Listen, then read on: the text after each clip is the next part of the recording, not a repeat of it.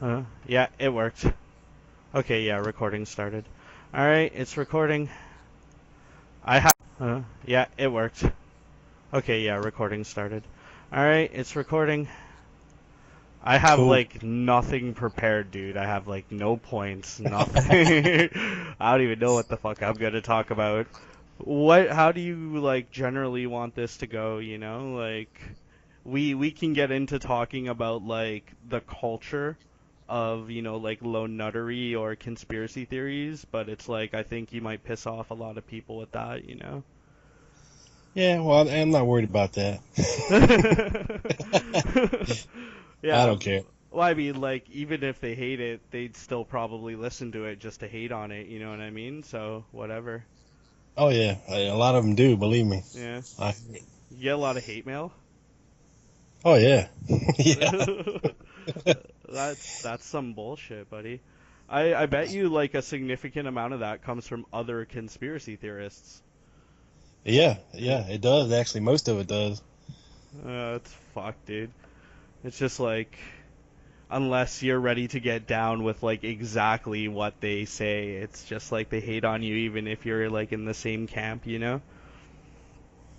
Yeah. Now I figure we could start off and touch on a couple of the recent passings. I guess Mhm. Bugliosi and Gary Mack. Yeah. I don't. Actually, I'm not really that familiar with Gary Mack. Like, do you know anything about him? Like, I'm kind of like vaguely familiar with this story. I never really looked too into it. Well, he was on the conspiracy side of things back in the late '70s. I think he took over the continuing inquiry for Penn Jones when he got too old to do it Uh huh. or died or whatever the deal was. And then he did that for a little while. And then he hooked up with Jack White, and they came up with the Badge Man thing. And Yeah, all. yeah, I remember hearing he was associated with Badgeman. Yeah, and even up into the men who killed Kennedy. He was pro conspiracy. Yeah. And then as soon as he got that job at the sixth floor, flipped the script, Yeah. and they actually offered the job to Robert Groden first, and they told him that he would have to alter his views on things to be not conspiracy oriented anymore. It'd have to focus on the lone nut theory and Oswald as the shooter, and he turned him down. Yeah. Why But would you offer Robert Groden that job? I mean, come on, man. I guess because he'd been like hanging around for so long, they were like, okay, maybe we can do something with this guy. But it's like it's Robert Groden, dude. He's not going to be like, okay, this is where Lee Harvey Oswald shot JFK.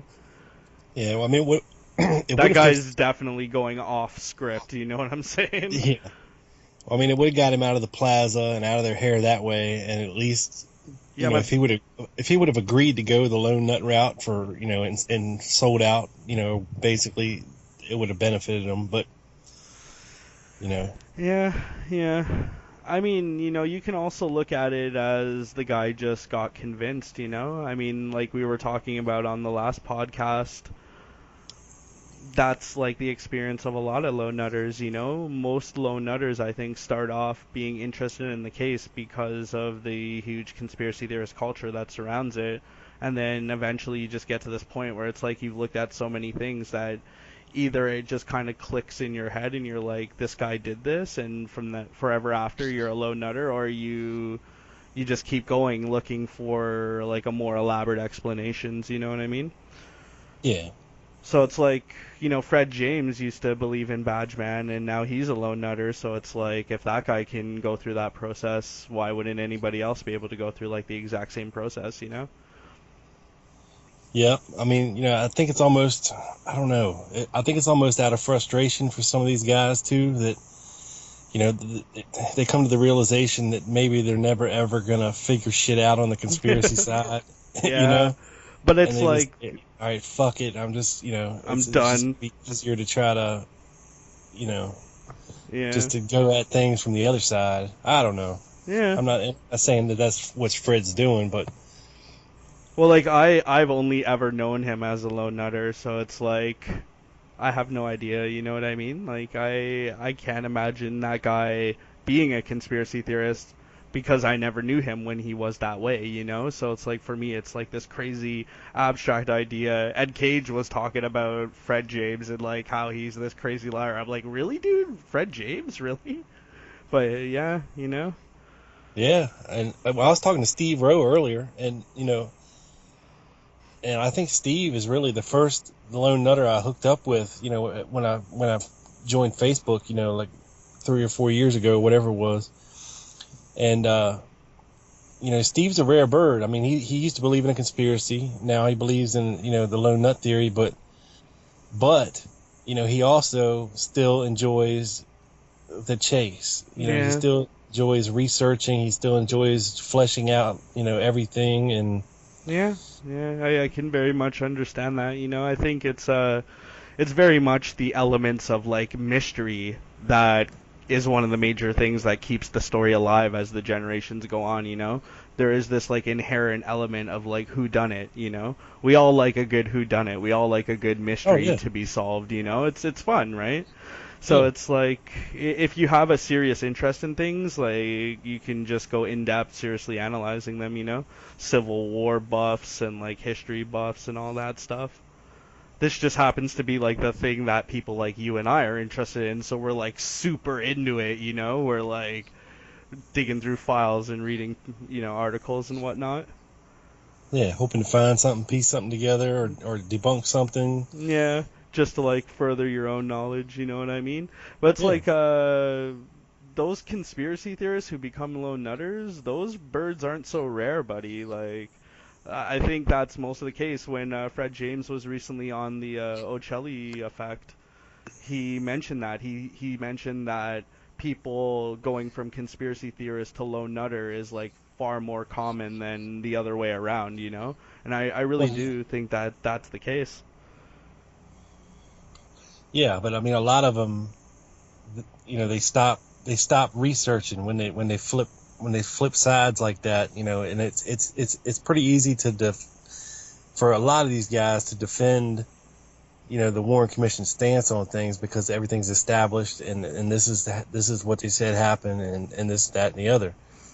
You know, when you're looking at the other side, you kind of have to prove, through primary documents, eyewitness testimony, and various other things, the conspiracy side of things. Yeah, yeah. I mean, I understand, but I mean, that's only fair though, right? Like the burden of proof has to rest on the people who are asserting the claim. I myself, like, I wasn't always a lone nutter. I've been interested in the Kennedy assassination for like 20 years. And it's like for about roughly half that time I was a conspiracy theorist and the other half I was a lone nutter. But I mean, in those 20 years, dude, I read a lot of stuff. You know what I'm saying? Like I Yeah, interacted with a lot of people. I interacted with them. I watched documentaries and stuff on YouTube and whatnot, and a bunch of stuff. You know what I mean? So it's just like it's not really up to the people who don't believe that the conspiracy exists to go out there and continue searching, looking for this thing that we don't even believe exists to begin with. You know what I mean? It's really up to the conspiracy theorists who believe it exists to like do the legwork on that and then produce the results and be like, okay, look, we looked at all this stuff. Here's the results. Here's like the alternative narrative. You know what I'm saying? But it's yeah, like you don't really see them doing that. You know what I mean? It's like assume that you didn't know nothing at all about the Kennedy assassination. You're like, hey, lots of people have been talking about this. I'm kind of into history. I'm gonna go looking into this a little bit. When you go to the Kennedy assassination research community, what would you find? You would find like a bunch of people saying a bunch of different stuff, and there's like various sects and like factional groups. There's like the pro Judy Baker faction, the anti Judy Baker faction, the pro mafia, the anti mafia, pro LBJ, anti LBJ. It's very all over the place. yeah. It's segmented as hell. That's half the problem right there. Because you got, I'd say probably 80% of the conspiracy side of things are probably fucking Looney Tunes. You know what I'm Well, saying? yeah, I could totally understand what you're saying, but like, dude, that's your side. You know what I'm saying, dude? Like, Oh, I know, I know. those are people in your tent. You know what I'm saying? Like, what does it say if like 80%? That's like 4 out of 5. Like, you don't know nothing about the JFK assassination. You go looking, trying to interact with people and talk to them about it, and like 4 out of 5 of those people are totally nuts. Like that's not good. Yeah. I mean, like 80% of the lone nutters are dicks, Hmm. and like, treat conspiracy theorists like we're fucking retards. You know what I'm saying? Yeah, I mean, I'm sure that definitely does happen, and I'm sure people are guilty of that. But it's like, just on numbers alone, like there's so few lone nutters to begin with. So it's just like, and I mean, as a lone nutter, if I had to judge the vitriol that comes out of both camps, I'd say like the vitriol that comes out of the conspiracy theorist side is just like way, way worse. I mean, I've seen Ed Cage be like short and abrupt with people, but I've never seen him like swearing and freaking out and doing like No, really no. excessive things like that. But I have seen people that are conspiracy theorists doing that for sure on like numerous occasions. Oh yeah. Yeah. But like I'm not trying to get down on anybody individually because you happen to be a Kennedy assassination conspiracy theorist. The truth is that is the majority opinion and always has been. You know what I'm saying? So it's like, Yeah. if you don't know anything else about a randomly selected person, what's the chances that they will believe the Kennedy assassination was a conspiracy? The chances are like 2 out of 3, because like 60% of people believe that. You know what I mean? So it's Yeah. like, there you go.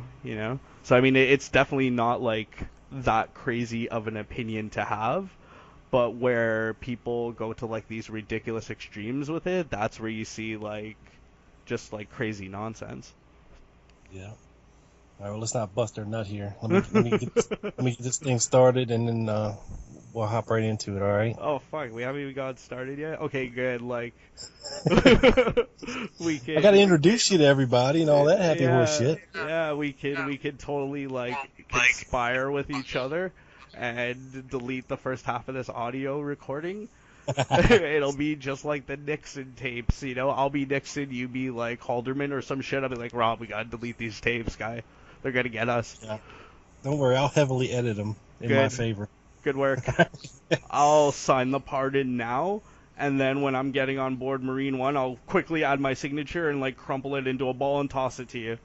There you go. That'll work. Yeah. All right, let me count us down here from 5, and then we'll go. Okay, dude. All right. We'll be recording in 5, 4, 3, 2.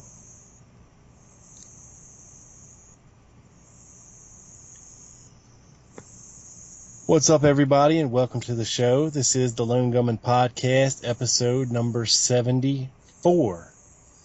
And today I have a very special guest for you, returning to the show for a second time, Mr. Scott Maudsley. How you doing, Scott? I'm good, buddy. I'm good. Thanks for having me back on. Hey, no problem. I really enjoyed our first conversation and got a lot of good feedback from it. And, definitely wanted to have you back on. Awesome. Thanks. Yeah, I really enjoyed our conversation too. It was a good talk. I got some good feedback on that as well.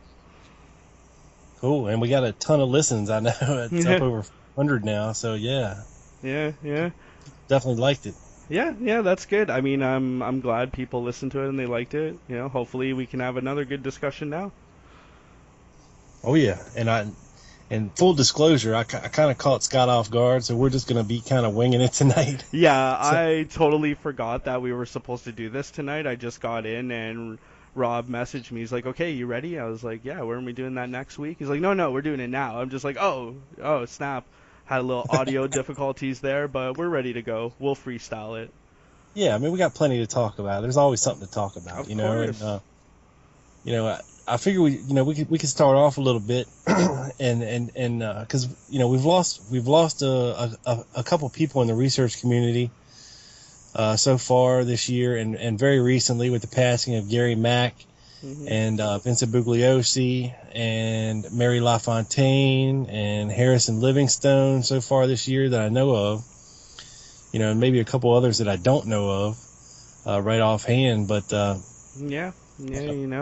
Well, I mean, in their own way, we often talk about why Oswald's motive. Like why did Oswald do what he did And it's just like there's this old saying, it goes that everybody dies two deaths. The first death occurs when you like actually die. The second death occurs the last time anybody ever thinks about you. And in that sense, there are certain people who, like, in life, through circumstance or through their actions, somehow transcend that and they go into, like, the official historical record, and those people are never forgotten, you know what I mean? So it's like, if, trying to understand why Oswald did what he did from my point of view, it's just like, crack open any history book and read the chapter about President John F. Kennedy. In that chapter, the name Lee Harvey Oswald will appear. I guarantee it. It's right there in the same chapter on the same page with President John F. Kennedy. Lee Harvey Oswald is like enshrined in the official historical record, and in that respect, he's immortal. He lives forever. There will never come a time when people don't think of Lee Harvey Oswald or say his name. And I kind of gone off on this little tangent, but the whole point is people like that. People like, Gary Mack and Vincent Bugliosi and Mary LaFontaine and Livingstone, they also have achieved a similar degree of this. I mean, not to as great a prominence as like JFK or Lee Harvey Oswald, but in their own way. Vincent Bugliosi wrote what many regard to be like a very authoritative account of the Kennedy assassination, and that will live on. Future generations will have that work to look at, and they'll have Vincent Bugliosi and his other works to look at, and in doing that, he lives forever. Yeah. I mean, and it's both sides. No matter what their contributions are, whether good or bad. I mean, Mark Lane will live forever. Jim Mars will live forever.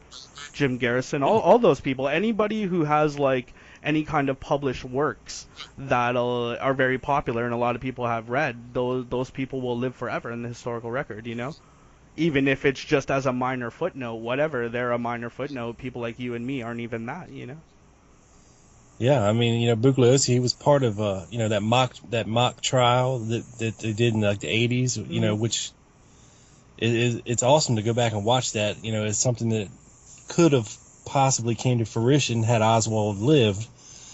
And, of course, he never got his day in court. And, yeah. But I mean, like sorry, go ahead. That book that he wrote, I mean, it's a lot of people on the conspiracy side of things don't think too much of it. Oh, I bet. Or doorstop, but yeah. I mean, I've only ever read it once, and I'm actually in the process of reading it again for a second time, like years later. I read it in like 2007, 2008, I think. And I'm an old-fashioned kind of guy, so like I carry like a physical book around with me.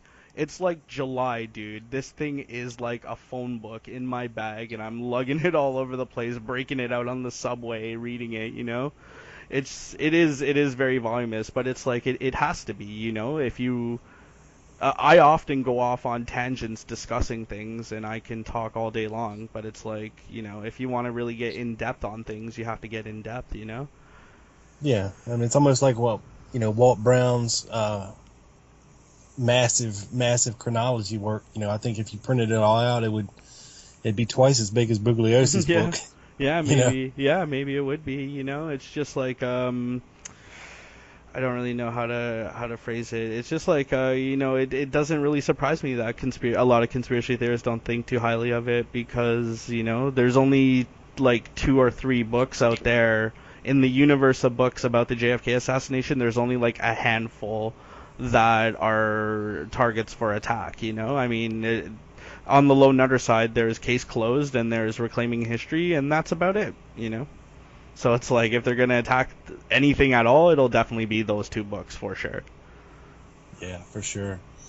And like these guys, they like Gary Mack. A lot of people on the conspiracy side of things weren't too happy when he kind of sold out to the 6th floor and changed his views, and probably did more harm than good to the conspiracy side of things. Oh, definitely. Especially when it comes to even what was going on in the city of Dallas and what they were doing to Robert Groden, having him arrested and ticketed 83 times and thrown in jail and all that stuff, and the 50th anniversary, them keeping people out of the plaza and stuff like that. People, it kind of made people not too big of a fan, but you got to remember that this guy was also responsible for a lot of the audio work when it came to the HSCA. Was Gary Mack responsible for the, bringing up the Dick DeBelt recordings to them and having them analyzed and all that stuff, and Badge Man and his work with Jack White.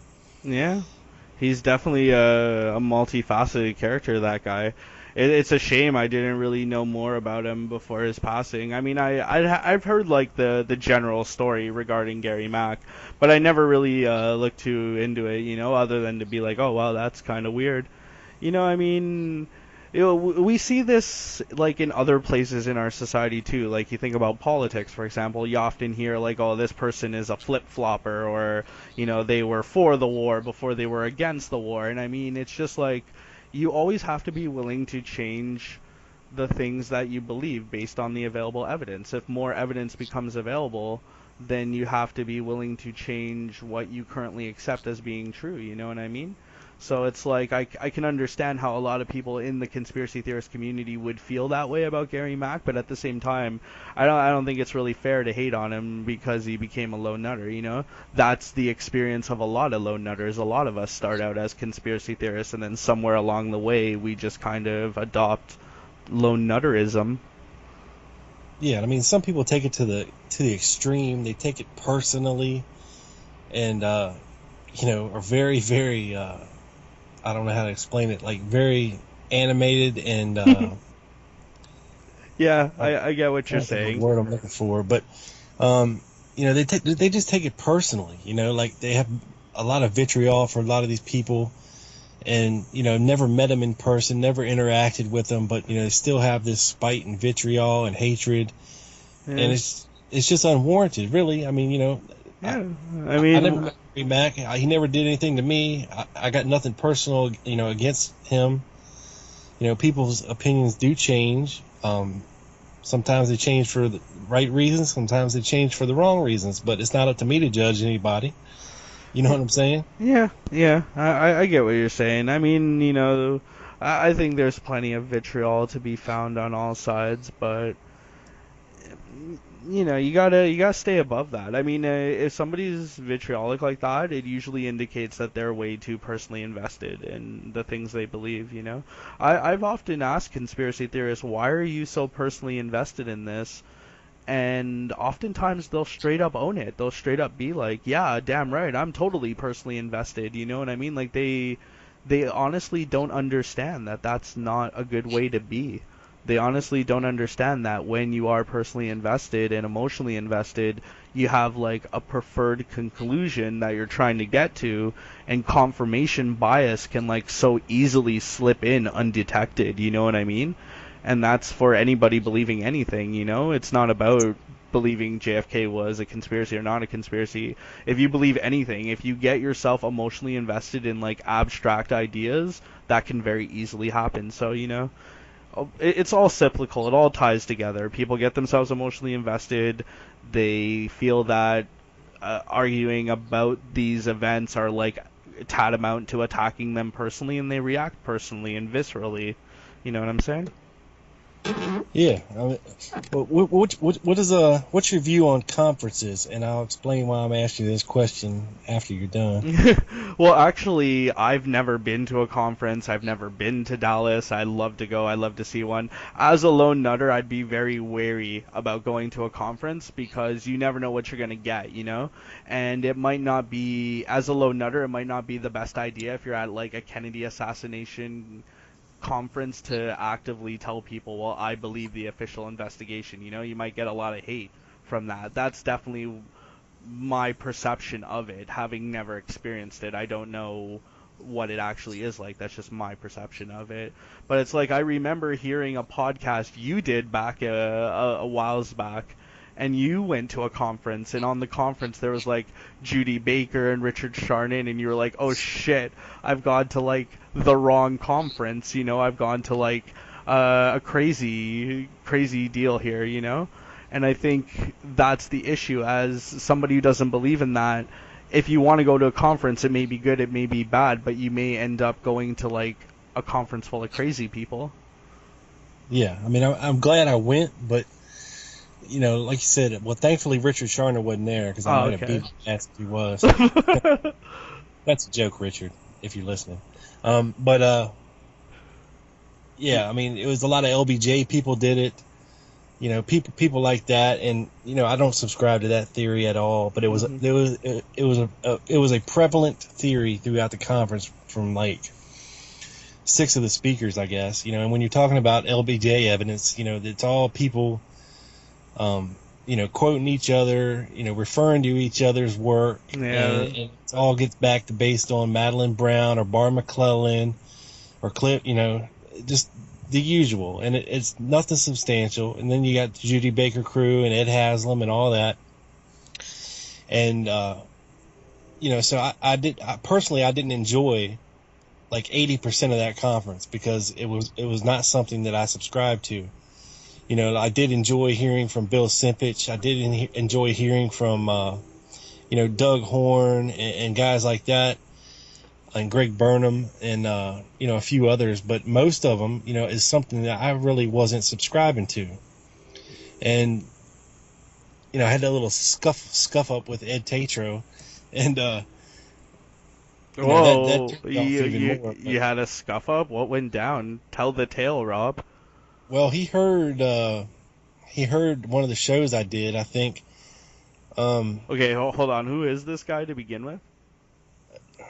Good question. That's what I said when I I've got to the conference. I've never heard Uh, of him.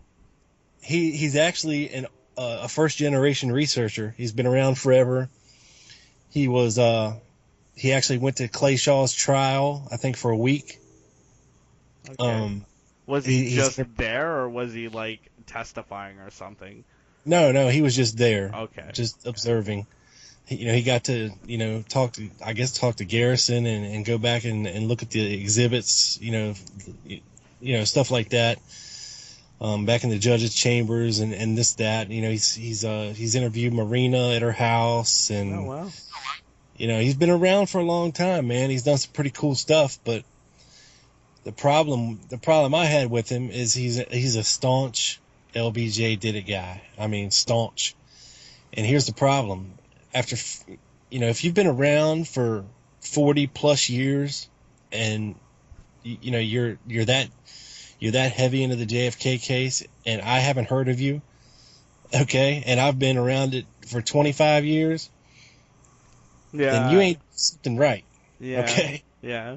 Well, I mean, it's also that he's just making like the exact same arguments that a bunch of other people have made. So here's, person number 30 who's lined up ready to tell you all about how LBJ did it, It's just like, Yeah, but he was Phil Nelson 20 years before Phil Nelson was Phil Nelson.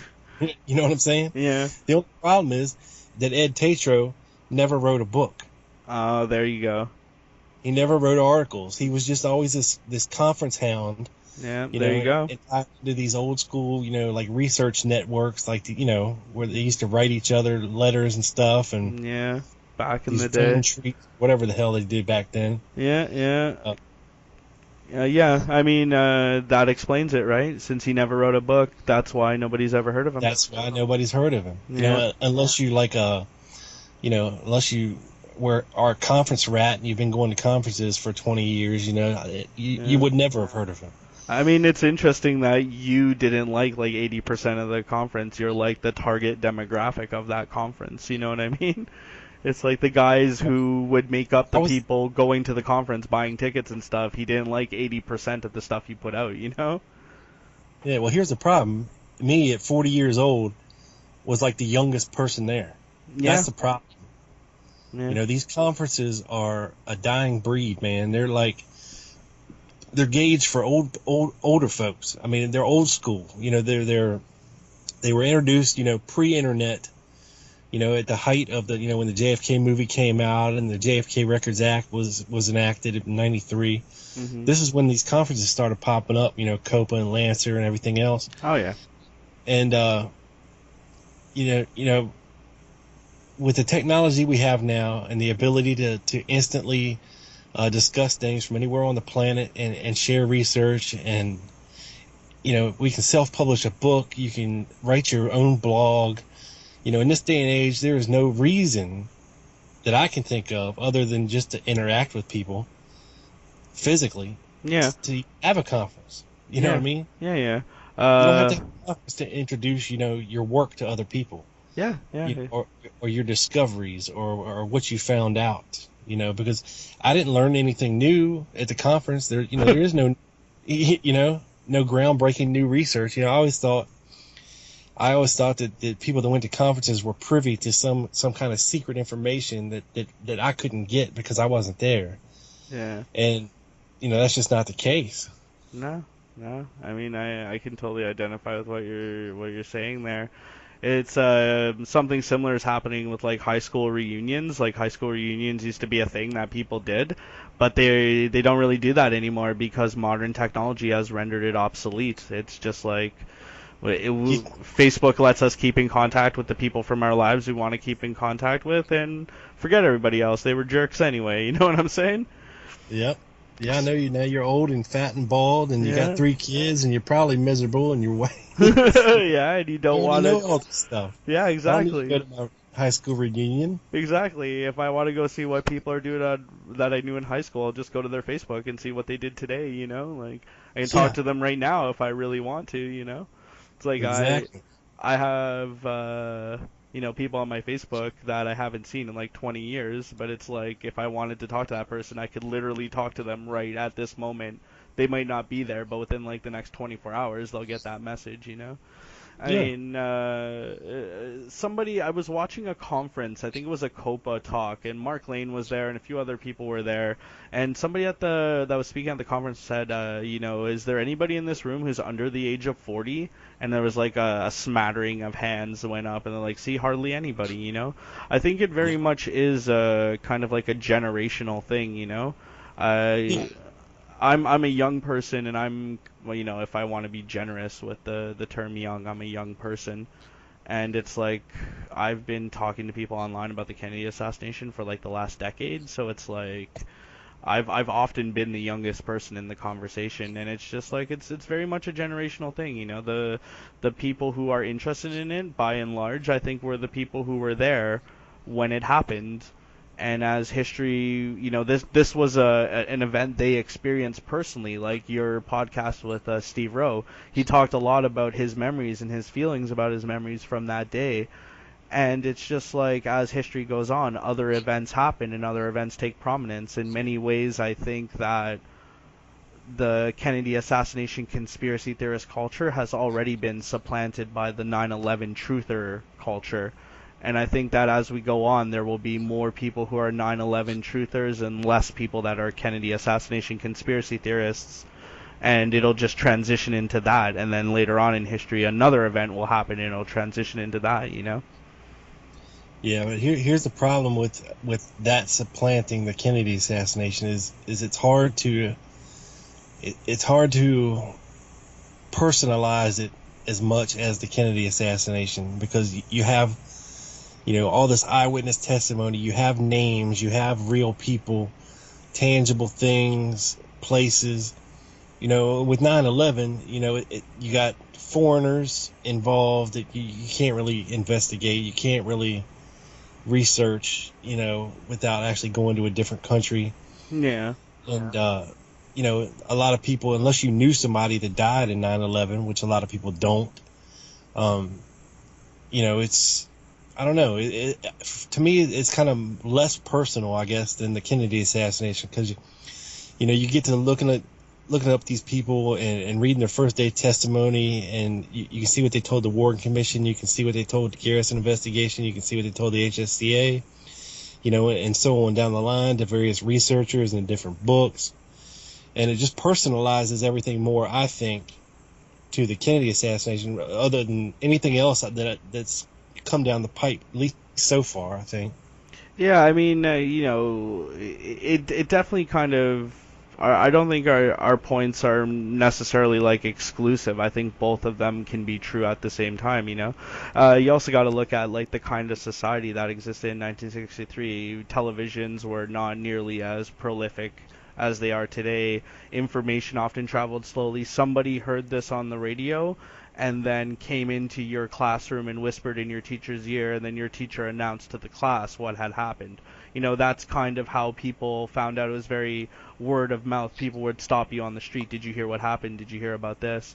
I'm just, the point I'm trying to make is, like, for my generation, 9/11 is the November 22nd, and the conspiracy theorists relating to 9/11 is exactly like the conspiracy theorist culture relating to the Kennedy assassination.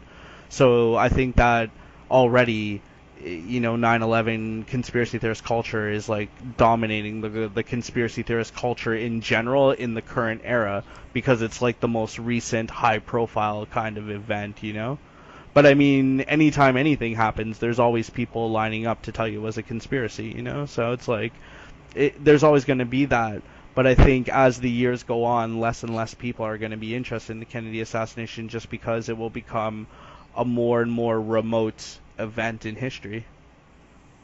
Yeah, and I think anything like that, where there's the opportunity that, that somehow the government benefited from a bad event, or a false flag event, Yeah. like people want to call it, if they think there was nefarious means behind it.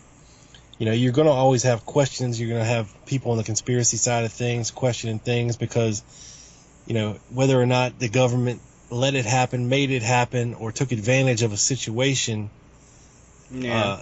What are they not telling us? There's always something they're not telling us. What is it that they're not telling us? Yeah, because, our government, like it or not, did benefit from 9/11. That led us into war with Afghanistan and Iraq, and billions and billions and billions in defense. Oh, yeah. And along the way, people lined their nests pretty well, I thought. Yeah, transformed, the airline industry, the way people, go about their daily life. You can't go to a football game anymore and, not have to go through the metal detector or, an amusement park and, yeah. And take your pants off and, just. Yeah, and along the way, a lot of people probably made money off of it, I'm sure. But it's like, things happen, in real life stuff happens, whether I mean, when you look at conspiracy theories, you're often seeing these like elaborate schemes that are plotted out in advance. I don't think that's what it is. I think that in real life crazy stuff just happens, and when it happens, people capitalize on it for various reasons. I mean, there's always money to be made, there's always something to be sold, there's always something to do, some piece of legislation to push through, and there's an old saying in politics, it says never let a good crisis go to waste. When you have a crisis situation, it's a good opportunity to get in there and change a bunch of stuff, and they often do. Yeah, I mean, in my view, politicians these days and politics in general, it's a wash. I mean, I think the whole illusion of Democrats and Republicans is just so far out of whack, and they're more alike than they are different. They serve the same masters, they answer to the same corporations, and they have the same benefactors. It is pretty much a moot point at this stage of the game. I don't think it matters who's president really, or because I think people, these congressmen are bought and paid for, and don't really care about the constituents anymore. I mean, Well, it's like they can't, because they have to spend all this time raising this money so that they can have money to run for re-election, so that they can get elected, so that they can spend all their time raising money. You know what I mean? I mean, we could get in depth talking about this, but like, you want to try to steer it back towards the Kennedy assassination? I think we're getting off topic. I reckon we can make a left turn. Yeah, yeah. I just like, honestly, I could talk about that for like days and days, and I don't really want to go down that rabbit hole. You know what I'm saying? I'm already like halfway down the one rabbit hole. Well, yeah. Well, let's steer it back then, and just mention, it's unfortunate that we're losing all these people every year. That have done great work, contributed great things, and like you said, will never be forgotten. Because, in the course of research, you're always going to run across something that these people contributed, something they did, and they're going to live forever in that way. And like I said, it's not up to it's not up to us as individuals to judge each other. We may disagree on certain things, but to take things so personally and have so much vitriol toward each other just because we have a difference of opinion, it doesn't mean we can't sit here and discuss things civilly and not let things get out of hand and emotions flare.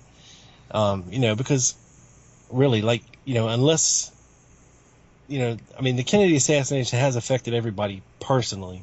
Yeah. I think, just in the way that things have gone down since then.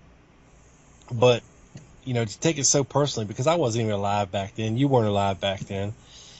And, we're just interested in the case, in the assassination, because it's a fascinating mystery, like you alluded to earlier. And, who doesn't like a good mystery, right? Yeah, totally. I think it was actually I can't remember if it was McAdams or not. Somebody was teaching a class about it, and he said, I teach this class about the Kennedy assassination, and I'd come to the conclusion that it was Oswald that did it, but I found that I was taking the fun out of it for my class. That's the fun. Is somebody once said that the assassination of President Kennedy has become a parlor game, and she didn't like that because it's not a game. Well, it's like, had the Kennedy assassination never become that parlor game, it might not have the cultural prominence that it does. I might never have been interested in it. There might never have been a $40 million star-studded blockbuster movie that sucked me in. So it's like, whether or not the Kennedy assassination is a parlor game or not, whether or not conspiracy theories are correct or not, it doesn't really matter. It's all just part of our culture. Yeah. And just a side note that I personally couldn't believe. I actually saw, going back to conferences for a second, I don't know if you know this or not. I'm sure you do, but Judith Baker is holding a conference in October in New Orleans. Yeah, Richard Chardon's going to be there. Anybody listening to this, you should totally buy your tickets right now.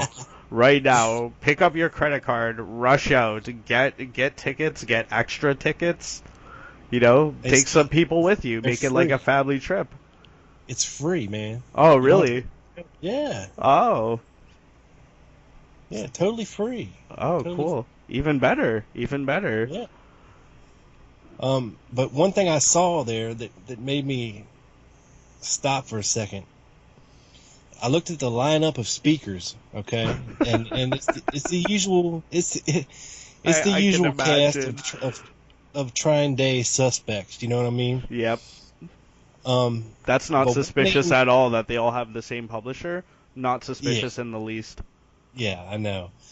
And but one name in particular jumped out at me and was very different from the rest. And her name is Joan Mellon. Okay, is speaking at Judith Baker's conference. Now, from what I remember, they're like mortal enemies because Joan Mellon doesn't buy into Judith's story. Okay. Joan Mellon claims there was this other woman, I think Nancy Wilson, that was supposedly Oswald's girlfriend at the time and was seen with him how many different girlfriends did this guy have? Like, I know.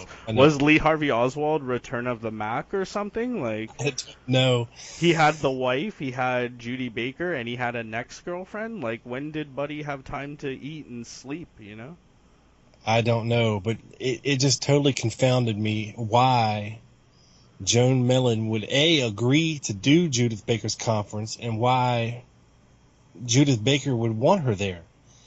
Because I know how Judith Baker goes with people that doesn't believe her story. Mm-hmm. She condemns you and vilifies you and speaks ill of you and sticks her minions all over you and I just couldn't believe it when I saw it. I was like, what in the Sam hell is Joan Mellon doing speaking at this conference? Like what's the motivation? And well, like Fred James recently was on the Ocelli Effect, and he was talking about going to conferences, and he was saying, like, it totally amazed him. You'd have like four speakers at a conference, and all four of them would completely disagree with each other, but they'd all speak at the same conference, and nobody commented on it. Nobody was like, "Hey, that's weird. We had four different people tell us four different stories," you know? So I mean, maybe that's just a thing in like the conference culture that like you spew the vitriol online, but when you're face to face, you're like more chill, you know? Yeah, I don't know, man. I don't know. But 'Cause I, isn't that just like normally what happens? I mean, everybody likes to talk trash on the internet, but if it's like you're face to face with somebody, or even like in this format where you're actually like talking to a person, you're more likely to chill out and not be nearly as vitriolic, you know what I mean? It's more like personal, you know? And when you're standing there in the room with the person, it's like the most personal of all. yeah, but I mean, it's a little different if, I've been online for years talking shit about you. You know Yeah, what I mean? And yeah. then I finally get the chance to talk to you, and then Hey I Rob, don't. how's it going, buddy? How's everything, you know? Yeah, Yeah. yeah. And then I don't. I'm not the same person that I've been for the past 5 years. Talking shit behind your back, but when I actually talk to you, I don't say anything bad. You know what I mean? Yeah. So how That's did just that what it go? seems like to me. Like it's. I don't know, man. It just doesn't feel right Did you for some stay reason. there? Did you hear them talk? Like, did she say anything about her while she was at her conference? Well, I've heard Joan Mellon speak of her before, and she doesn't believe her story at all. And I've heard Judith Baker address Joan Mellon and vitriolically, because Joan Mellon doesn't believe her. Yeah, Okay, Judith Baker wants everybody to believe her story, of read her course. book, believe her story. Yeah, yeah. I mean, honestly, I don't know, man. Like, where I mean, were you there? Did you hear them talk? Did you see them interact? Like, was it all like pleasant, or were well, sparks Joan, flying? she wasn't at the conference. She was at the other conference. It was just Judith at this conference. Okay, okay. Sorry, I thought But Joan Mellon and Judith Baker were speaking at the same conference together, and it was Judith Baker's conference that Joan Mellon was at. well, no, she's going to be at the one that's coming up in October. Oh, okay, yeah. Sorry, it's been a long day, buddy. I'm having trouble keeping up Oh, with I hear you. you. Yeah, that's interesting. We'll see how that goes. Maybe Joan Mellon's finally come around and realized that Judith Baker was telling the truth all along. As all people with common sense eventually will, you know? Dude, that would be the biggest 180 in the world. It's happened before. The guy who found Badge Man ended up being the curator for the Sixth Floor Museum, right? Well, true, There you true, go. true. There Um, is precedent. yeah, yeah. So maybe she'll clear that up in future interviews. But like I said, like hearing just hearing Joe Mellon on like Black Op, talk smack about Judith Baker, it's just hard to believe. To me, there would only be one motivation, and that's sell books. Yeah. And I can't believe she's that hard up to sell books. Well, I mean, It's, people have a book to sell, and the venues to plug your book are probably very few and far between, I would imagine. So, wherever she you can can come on the sell Lone them. Gunman podcast anytime she wants to.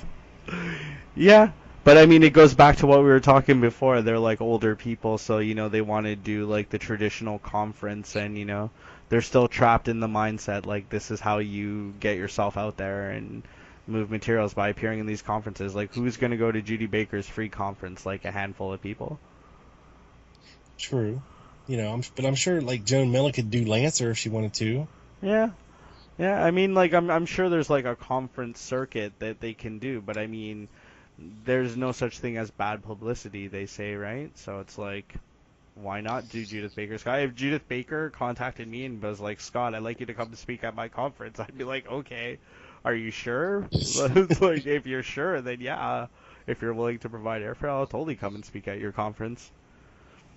Yeah, well, I'll just say this: the offer was made for me and Doug to come, and we politely declined. Oh no, dude, you should I have couldn't do it gone. again, bro. I couldn't Uh, do it again. well, you've already been into the breach once, so Yeah, I've you, already been to hell and back, and I don't want to go back yeah, anytime soon. buddy already did his time. He already did Yeah, his time.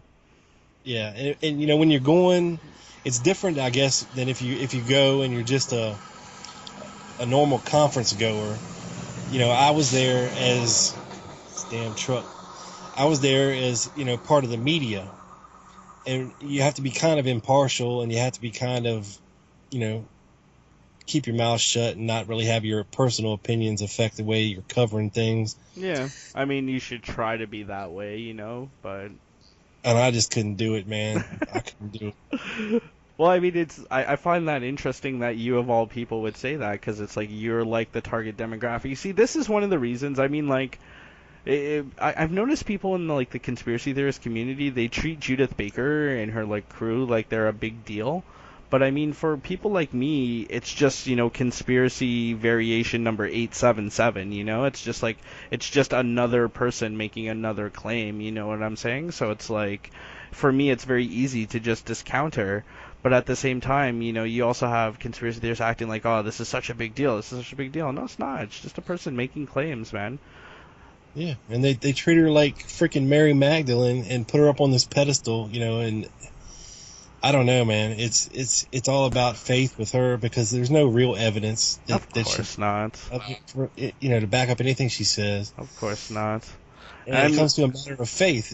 It's mostly these kooky types, like the Oswald and Doorway crew and Richard Sharnon and all these guys, all those kind of people who believe her, and it's all this weird, interwoven web of kookery, Kookery. where one corroborates the other, and I don't know. It's just Yeah, I mean the point I'm trying to make is that I just find it really interesting that it's like what a really good reason not to believe Judy Baker is. It's that like the target demographic of the people who are most likely to accept her claims do not accept her claims.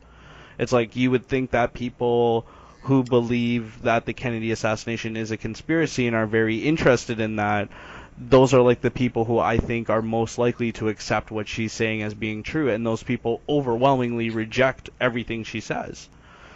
yeah. So it's Well, like, I think there you go right there, a big part of our audience is these lonely, horny housewives who read this fantastic love story, that like some hot romance novel, and get sucked in that way, Yeah. Well, I mean, it's just like, if her story can't convince those people, it's never going to convince somebody like me. But I mean, like, if you're a horny housewife, you want to read some erotica, I'm sure there's plenty of better options than me and Lee, you know what I'm saying? Yeah, I mean, but it did get a little crazy at some parts there, But yeah, I don't know, Scott. I just couldn't bring myself to go through that again, and especially with her and Haslam and just the whole saga, and a lot of these LBJ guys are going to be down there at the conference again, and a lot of these other Trine Day authors. I think St. John Hunt is going to be there, and if people want to go and it's free, and you're in New Orleans, go have a blast. Yeah, totally. If you happen to be I'm sure in New Orleans, interested in the Kennedy assassination, and are willing to put up with like Judy Baker and LBJ did it guys, like that side of the Kennedy assassination, then you should definitely go. If you are like that minority of a minority of a minority of the people, Yeah, I mean, what she should be doing, Scott, I think, if she's going to do it in New Orleans, make it some kind of a garrison-centric conference, and have people that were actually around in New Orleans back then. Have people like, the HSC investigator, LJ Delsa, have him speak. That would be a fascinating speech. Okay. Things like that. Yeah. Guys like that, that are still around, like Thomas Beckham, get people that were actually involved in the Garrison case and have them speak, because a lot of these people, you don't hear from them ever. They're not invited to Dallas. They're not really part of the Dallas thing, but New Orleans is a whole separate animal, Yeah, well, I think you would have some trouble finding some of those people, like many, many years have passed. But I think all this stuff, it actually goes back to something I was discussing in one of the groups. On the Ocelli effect, a few months back, Trish Fleming was on, and she made a really good point that I totally agreed with. The point she made was that we're still having the exact same discussions we were having back then. We're still having the exact same arguments we were having like in the 1960s and 1970s. And it's just like, why is that? I mean, whatever the issue is, whether it's Oswald in the doorway or the backyard photos being fake or his owning the rifle or any of that stuff, it's like, why can we never come to a consensus about any of this stuff? Yeah, well, I think a lot of it, I don't know. I have a lot of problems with like photo evidence and video, and a lot of that stuff is so very hard to prove one way or the other, concisely, because I can't think of a reputable, convincing expert, photo analyst of films of the time period, of the early 60s, except for maybe that, what was that guy that analyzed the backyard photo? The backyard photos were analyzed by the House Select Committee's photographic panel, and they had like 22 experts, recognized experts in the field, Well, no, examine them. there was a guy recently, I think from Dartmouth College. Oh yeah, I saw that video I that can't Fred remember James his name. posted. I can't either, but I know the video you're talking about. Yeah, and I mean that's an expert photo analyst, looking at a photo. Utilizing technology that people in that period could never have imagined. Right. And it's just what do we see when we map it digitally? We see the exact same thing we expected to see, Yep. There you go. So it's like, why am I still listening to people trying to tell me these photographs are fake? Yeah, that's what I told. I tried before I blocked Richard Sharnon. I used to tell him all the time, look, shut the fuck up until you get an expert photo analyst to finally prove once and for all that these photos are fake. Yeah. Until then, everything you say doesn't matter. Yeah. You know what I'm saying? Not only do you have to prove that they're fake, you have to provide the methodology by which you arrived at that conclusion so that other people who have similar skills and knowledge can apply that methodology in order to arrive at the same conclusion you arrived at. You know what I mean? Like the backyard photos, they were examined using microscopic analysis, photogrammetry analysis, stereoscopic imaging. It's like these people are the experts. Like, they're the ones who get the accreditation, get those titles. The problem is you have people like Robert Grodin, who are not experts, who don't have any accreditation, don't have any real titles, and they've gone poking around and like, oh, if you look at this, if you look at that, these are obviously fake, and that's what gets out there into the popular discourse, and not the real experts. It's like, well, this one guy who is not an expert just claims expertise, told everybody it was a fake photograph, and that's what people believe. But the truth is, the actual 24 experts who examined it do not agree with that. So it's just like, it doesn't matter. Even if you have a panel of 22 experts, there's always going to be people trying to tell you these are fake, this is fake, everything's fake, Well, Oswald said it was fake, right? Yeah, there you go. I mean, funny. he would know, right? He would know. He would remember having taken that photograph, right? Yeah, and I mean, full disclosure, I'm not of the mindset that that's a 100% authentic photo. Honestly, I mean, I'm not convinced of that, but that's my personal opinion. But it's just like, how else do you want us to prove that it's real? Like, we have the first generation copies, we have negatives for most of the photographs, we have his wife admitting that she took it, we can link the negatives to the camera, we have microscopic analysis of the pixel grains, we have photogrammic analysis, we have stereoscopic analysis, like, we have 3D digitalization analysis that guy from Dartmouth College did. It's just like, dude, how thoroughly do you need us to demonstrate that these photographs are real photographs for you to accept that? More. I want more. How? Dang it. I mean, it's just like, why? I'm not 100% convinced that is not Roscoe White underneath that Oswald. Dude, I'm not 100% convinced that I'm not plugged into the Matrix in real life. There's no 100% convinced. Maybe I don't even exist, Like, who's to say? Maybe our whole entire universe is like, you ever see the end of Men in Black with Will Smith and Tommy Lee Jones? It's like in a marble that aliens are playing marbles with. Maybe that's what actually is happening, I mean, yeah. Can I know that 100%? No, but I can't know anything 100%. Like, I have to deal with the version of reality that I experience, you know? So it's like, I have a bunch of reasons to conclude that these photos are real. I don't really have any good reasons to conclude that they're not. So why would I conclude that they're not, you know? And I mean, I think when you're getting to like that level of analysis, it's not that the claim these photos are real cannot be objectively demonstrated. It's that you've set the burden of proof so high that nothing can ever get over it. No photograph could ever be demonstrated to be real. Yeah, I mean, we'd have to see the original. I'd have to look at the original damn photo, before I could say definitively whether or not I think that the photo has been faked or not. And, I don't know what you have to do. I don't know if you could go to the National Archives and see it. Probably not. They're probably not going to be like, no, we're not going to pull that ultra rare original print photo out just so you can look at it for 5 seconds. Probably not. Probably not. If it's even there, who the hell knows? Yeah. I mean, well, there's like supposed to be this specialized vault in which like all of the materials the National Archives has relating to the Kennedy assassination is preserved. Like Jackie's suit is in there and stuff like that. Yeah, stuff you can't see for 100 years. Yeah. But that's just like a set rule with the National Archives. Anytime they get something, they always like seal it for 75 years, which is like the average lifetime of a person, you know? Yeah, and that sucks. So it's going to be like 2037 before we can see a lot of that, a lot of that stuff. Mm-hmm. And I'm going to be old by then, dude, we'll all be, It's like they say at the end. I'll still be kicking though. Yeah, hopefully. I mean, we do have a date coming up. What is it? Like 2017.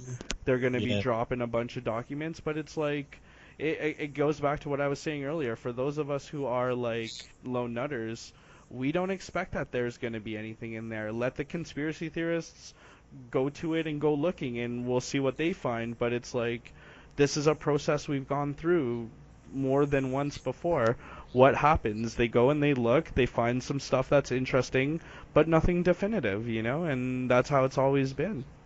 Yeah, a piece here, a piece there, a piece here, a piece there, and then people trying to like cobble it together into a working explanation. Yeah, I mean, there's so much. I mean, there's millions of documents. When you're talking about the Kennedy assassination, and I guarantee you, Scott, that all, even just since 1993 when the JFK Records Act was enacted, I mean, nobody's been through them all. No, it's not humanly possible. No, but I mean, it's like the combined effort of the Kennedy assassination research community has filtered through a lot of this material. It's just like, dude, the Kennedy assassination isn't something that happened like 2 weeks ago. You know what I mean? Like, it happened decades ago, generations ago. If ever there was going to be anything to be found, we should have found that thing by now. Or at the very least, we should be getting closer to finding that thing all of the time, but we're not. And it just goes back to what we were talking about before with people. We can't demonstrate any claim. We can't reach consensus on anything. It's just like, we should have found something that if we hold on to it tight enough, it'll take us to where we need to go. You know what I mean? We should have found the path to the right way. We should have found something that led to something else, but we never found any of that.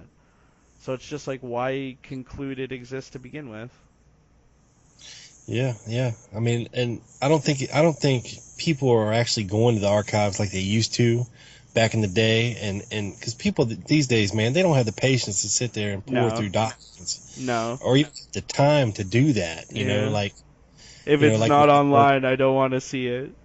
Exactly. It's much easier to sit behind my computer and see what I can find than to actually make that trip to Mecca in College Park and start going through all kinds of crazy stuff and riff numbers and trying to see this and trying to see that and hoping you find something. And yeah. Well, I mean, I just don't think a lot of people do that anymore. Part of the problem is that you don't really know what you're looking for, like you have to go to this like haystack and find the needle inside, and it's like the process of doing that is very time consuming. It's just like, if if the official conclusion is not the correct conclusion, then that means there is another conclusion which actually is the correct conclusion, and we should be discarding the truly crazy stuff, and we should be getting closer to that conclusion, but we're not, because we can't get conspiracy theorists to agree about anything, you know?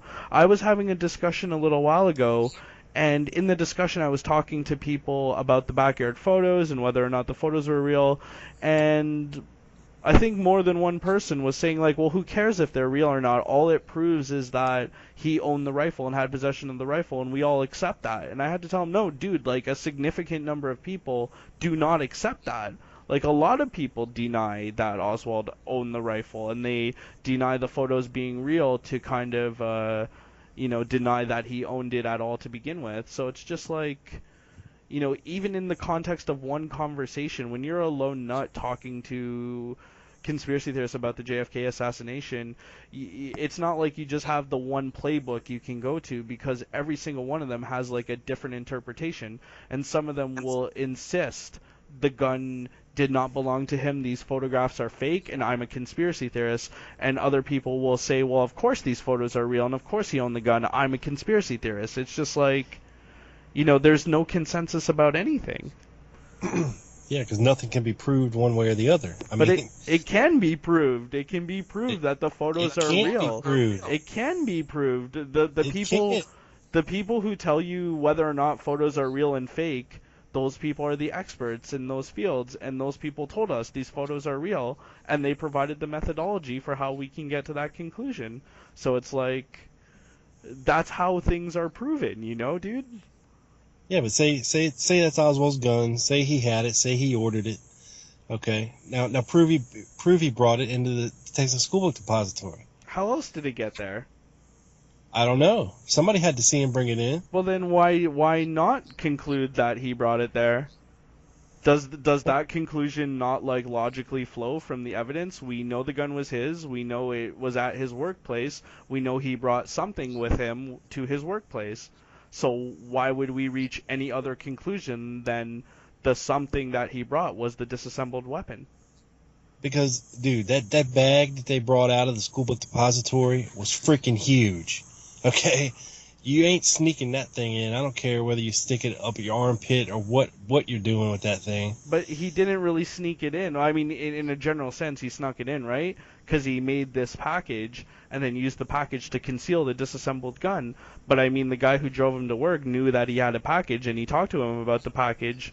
So I mean, he just, he hid in plain sight, because Lee Harvey Oswald wasn't Lee Harvey Oswald on November 22nd. You know what I'm saying? Like, nobody would have thought twice, hey, this guy has a package.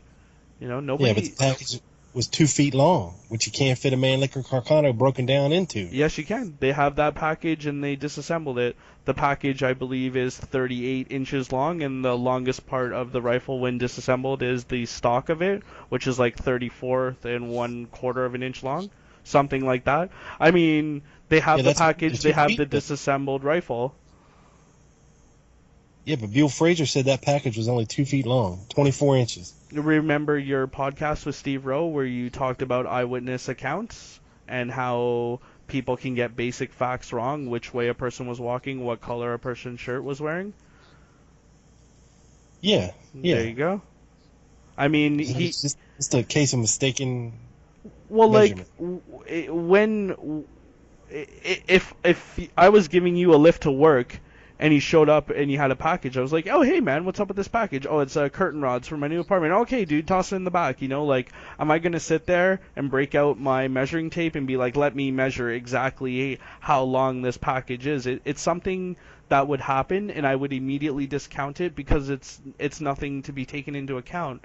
Later on, people are going to ask me about this package, but I don't know that at the time, so I'm not really paying a whole lot of attention to it.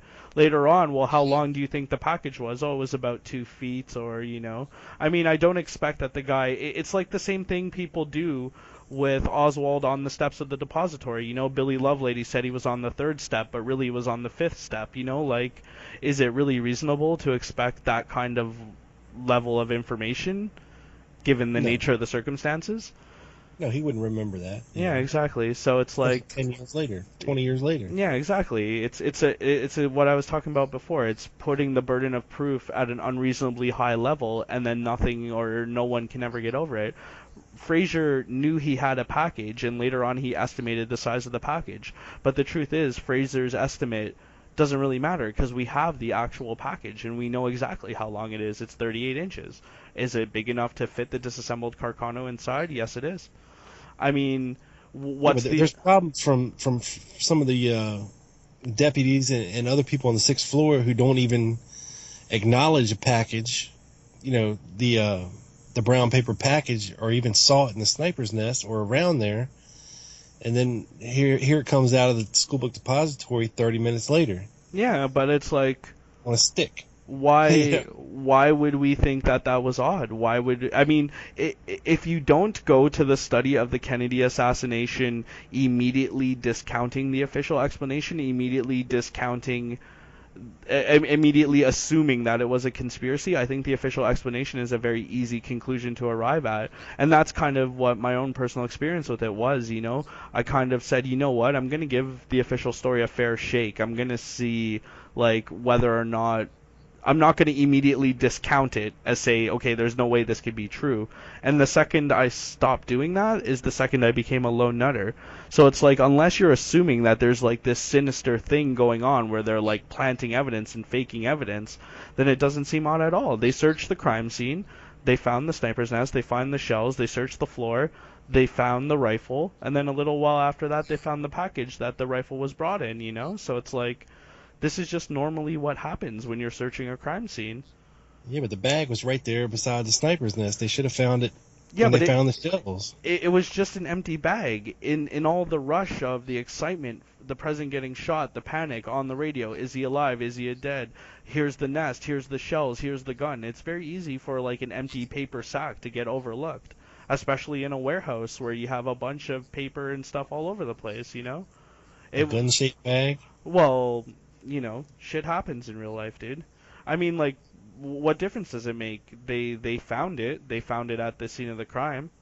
So yeah, but the guys who initially found the sniper's nest never saw the bag. Yeah, but it's what's the explanation? Is it that they did not see the bag, therefore the bag was not there and did not exist? Or is it that the bag was there and does exist, but they overlooked it because they found something that they thought was more important?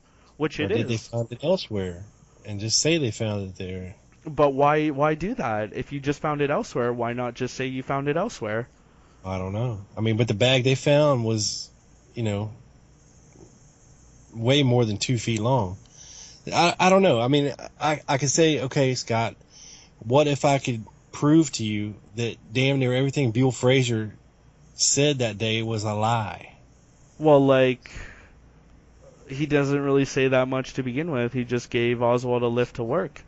So it's even if he was totally lying about all that stuff, I mean, it would still be minor elements of the story, but I don't think you could do that. Well, see, you haven't had the benefit of hearing it yet. Yeah. But actually, I talked to Francesca Akhtar. She used to be part of Daily Plaza UK, and she's part of the 22 November network as a blogger. And I talked to her earlier today, and it'll be now 2 weeks ago. So people will have heard it by now. And we actually talked about the book, The Assassination Tapes, where it looked at the use of psychological stress evaluation and the methodology behind. It's like a voice lie detector. Yeah, you know what I mean? It's like that thing that RoboCop uses when people are talking to him and he analyzes it, and it's lie probability 74% or something like that. Yeah. Yeah, I get what you're talking about. A lot of people discredit it, but in actuality, that device, it was devised by 3 former military intelligence guys, okay, in the late 60s. And, after, testing it against the traditional lie detector, it blew it out of the water. Yeah. And, I mean, I think it, in various tests, it had a 94.7 degree of accuracy, when it could be, accurately. Traditional lie detectors aren't very good to begin with, No.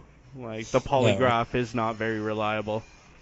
no. And like I said, it's only as good as the person giving the test and the questions asked Yeah, there's and there's the ways around it. circumstances. Yeah. Now with the voice stress analysis, it actually detects micro tremors in your vocal cords.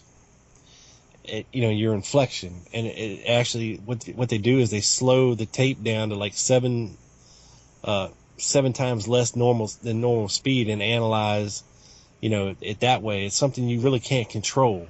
Yeah, And I mean we're kind of in the realm of like pseudoscience now, you know what I well, mean? not really. I mean, it's Until been tested. it's peer reviewed and like actual experts get a chance to vet this data and see what it actually says, I don't really think it's safe to accept it, you know what I mean?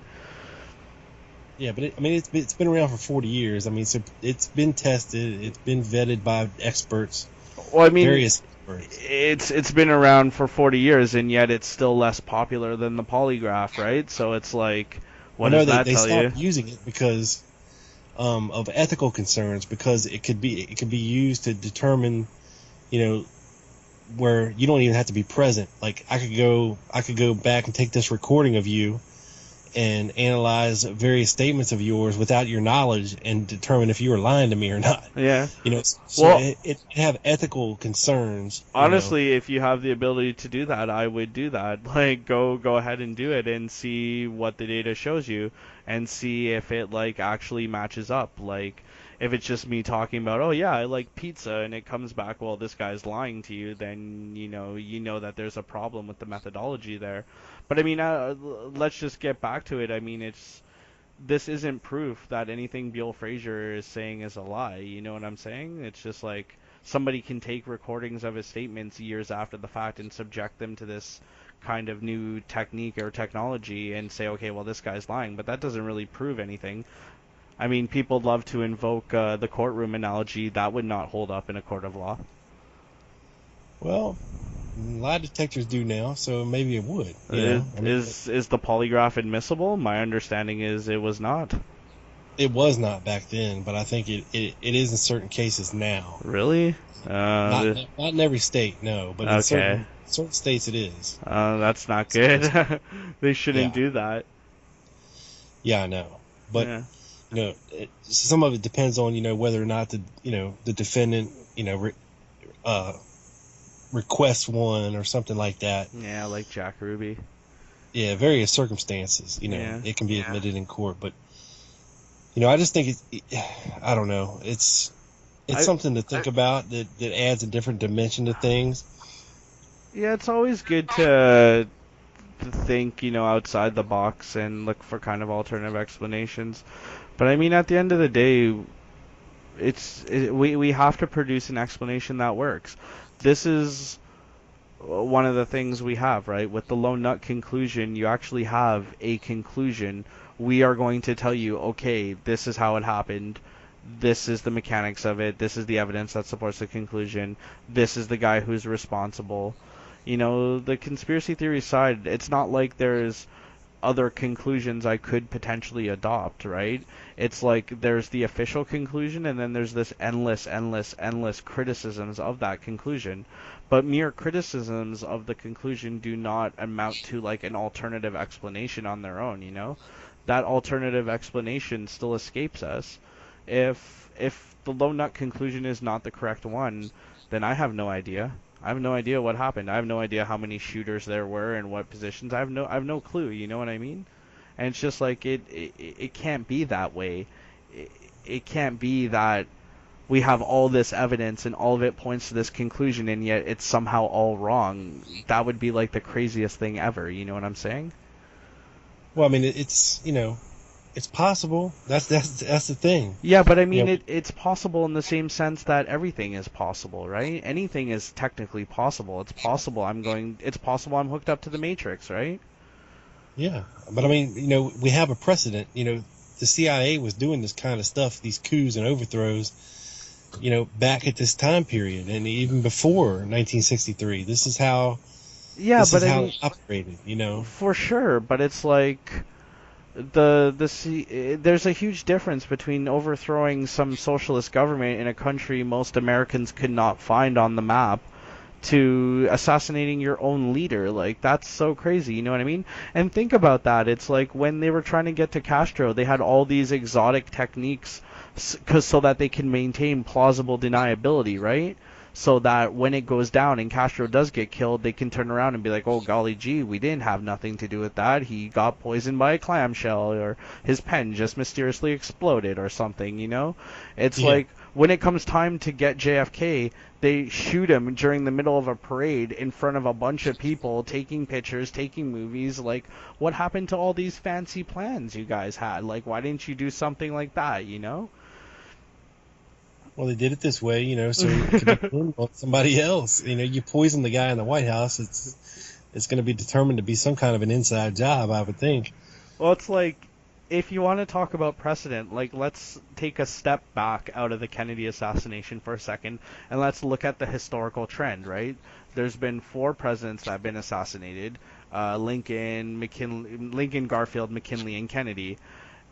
McKinley and Garfield, for sure, those were lone nuts. For sure they were. One guy was What? like super crazy. He wanted, not Lincoln and McKinley, sorry, Garfield and McKinley.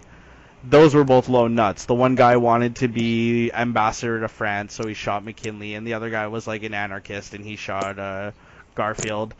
Lincoln was definitely a conspiracy. So it's like, without counting Kennedy, we have 2 out of 4 that are lone nuts, 1 out of 4 that's a conspiracy, and 1 out of 4 that's undecided. If we count Kennedy as a lone nut, then that's 3 out of 4 times it's a lone nut that kills the president, you know? And the 4 instances we have of that occurring, 3 out of 4 times it was a lone nut. Or if we count Kennedy as a conspiracy, then it's evenly split, 50-50. When a president gets assassinated, half the time it's lone nuts, half the time it's conspiracy. So, I mean, the idea on a conceptual level that this was a lone nut, it's not that crazy, you know? There is historical precedent for that, too. Yeah, and there is, historical precedent for pissing off the wrong people and going against the grain. I mean, you had Kennedy pissing off the CIA, firing Allen Dulles, threatening his very existence. Yeah, but would that have really pushed Allen Dulles to be like, okay, let's team up with these shadowy elements and get this guy? You know what I mean? Yeah, I think so. Really, dude? You Yeah, know, that was his baby, man. here's the thing, though. It's like, I often hear, like, in Europe, they kind of look down at, like, North Americans because they're like, you guys believe that Kennedy was killed by a lone nut? But I mean, one, that's not even true. Most people in North America don't think that way. But two, you look at like European society or Asian society, it features a lot of monarchies, it features like a lot of dictatorships and stuff. The violent transfer of power is a very common thing in like Asian history and European history and histories of other parts of the world other than North America.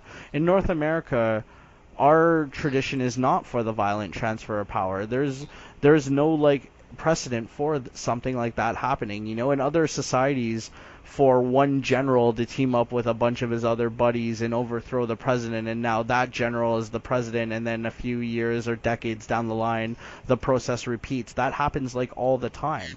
But it's like in our society, that doesn't ever happen at all. So it's like I don't understand how this conspiracy would ever have gotten off the ground. You can't just tap people on the shoulder and be like, hey, guess what we're doing next week, Like, Yeah, but I mean, he was pissing off some serious people. I mean, yeah, but he's the president. The president's always pissing off serious people. yeah, he's one person. I mean, he's pissing off the mafia. He's pissing off, the anti-Castro Cubans. He's pissing off the military.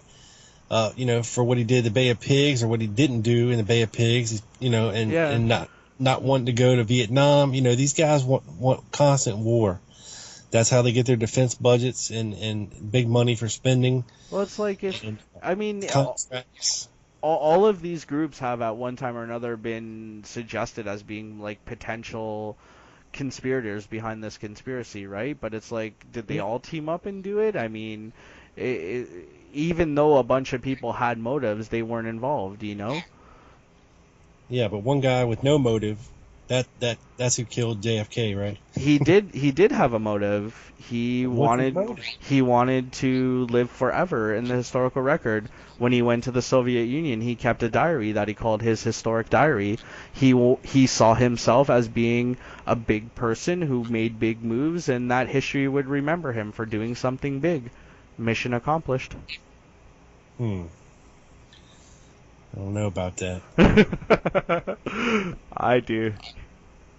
He I did mean, it. I would think, He did it.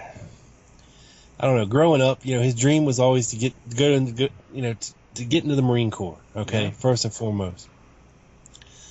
But even He at tried that to. early age, he was already into like socialism and communism, right? Well, that's what they say. I mean, but it's hard for me to comprehend a 13-year-old being interested in something like that. Well, I mean, Read about that. I was a 10-year-old interested in the Kennedy assassination at one point in my life, you know? I mean, Yeah, but people politics, dude. yeah, At that. well, I mean, one flows from the other, right? I became interested in the Kennedy assassination, and from that I grew to have an interest in like history and politics, you know? Yeah, but I mean, I think back to when I was 10. I didn't have a freaking clue, or even begin to understand the ins and outs of politics and um, social systems and communism as part Hmm. of capitalism and Marxism and I mean I know times are different and back then people had a lot more time to think about things Yeah. and I less distractions, but I mean, I remember being like 13, 14, 15 in high school, and I remember talking to people about communism and socialism and things like that. I was always kind of a nerd, you know? I think Lee Harvey Oswald got interested because he himself talked about how he was a boy in New York, and somebody handed him a pamphlet about the Rosenbergs, and from that he grew to have an interest, you know? So, I mean, it's easy how one thing can flow from another. When I was in high school, actually, there was a guy who had a hammer and sickle tattoo, and Buddy was like a serious communist. He drove like a East Bloc car and everything. I think that Rosenberg thing's been disproven. I think Greg Parker pretty much disproved that ever even happened, but Well, like, doesn't that account come from Oswald originally? I don't think so. I think I don't know. I'd have to go back and look at it again, but Mm. I think that's something that the Warren Commission cooked up as part of his communist indoctrination or the beginnings of such. Mm. Well, I don't really think you need to cook up stuff, you know what I mean? Like, there's plenty of instances in his life where he espoused, like, leftist, socialist, communist, Marxist ideal. I mean, the guy did go to the Soviet Union, so. Yeah, but it's got guys like that. I mean, that are interested in politics and social structure. I mean, even look at what Oswald was doing. I mean, he was handing out pamphlets. He was giving speeches about his time in Russia, and he would talk to anybody that would listen. He went on the radio and talked. And he would engage in discussion. And activists or idealists like that don't generally go pick a gun up to kind of change things. You know what I mean? Like, Yeah. No, generally they don't. You're absolutely right. Generally they do not. But like, how did Lee Harvey Oswald conceptualize himself? Did he conceptualize himself as being a regular, normal, general, average person, or did he see himself as being an exceptional person? You know, when he had his diary in the Soviet Union, it was called the historic diary. It wasn't called the general, average, normal diary, you know? Like, this guy, he was going to do something. He was going to do something. And if it wasn't go to the Soviet Union, then it was come back from the Soviet Union. If it wasn't that, it was going to be to Cuba. And if it wasn't that, it was going to be Walker. And if it wasn't that, it was going to be Kennedy. The guy had a bunch of false starts. And then one day, it wasn't a false start. It just all happened to come together. yeah, but how does a guy like that, you know, marry a woman, have children, have a family? I mean, I could see if he was a single guy and he was focused on, doing these things, but the man had a family and kids, that I'm sure that he loved. I mean, I don't know, man. I just don't see it. I mean, it doesn't make sense because you're a normal person trying to apply normal person logic to the actions of somebody that is not a normal person. Lee Harvey Oswald wasn't like a normal average person leading a normal average life. Marina once said to Ruth Payne, he thinks he's this big person. He lives this fantasy life, you know? Honestly, I think that Lee Harvey Oswald still had a lot of growing up to do, you know? I think part of the problem was that he was a loner, you know? When you have your boys, one of the things your boys do is they regulate you, you know? Like, has it ever come in my life that I had to pull my boy aside and be like, look, I don't know what you think you're doing, but this is what you actually need to be doing because you have a wife and some kids and you need to take care of them, etc., etc. I mean, I've had to do that in my life. I'm sure other people have had too, you know?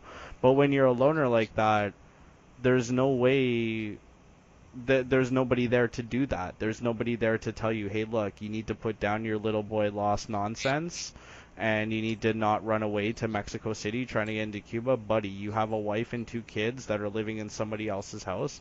You need to hit the bricks and do the regular, normal living of getting a paycheck and paying the bills. No more of this political activism nonsense, dude. It's nothing. Like, be a normal person, live a normal life. There was nobody there to tell him that. Marina said to him, when will all of this craziness end, you know? Yeah, but I mean, I guess you could say up until maybe a couple months before the assassination. I mean, he wasn't a loner, dude. He had friends. He had friends in Russia. He had friends in the Marine Corps. He had like one or two guys that he kind of got along with in the Marine Corps. A lot of people that he knew in the Marine Corps remarked about him that he was a weirdo.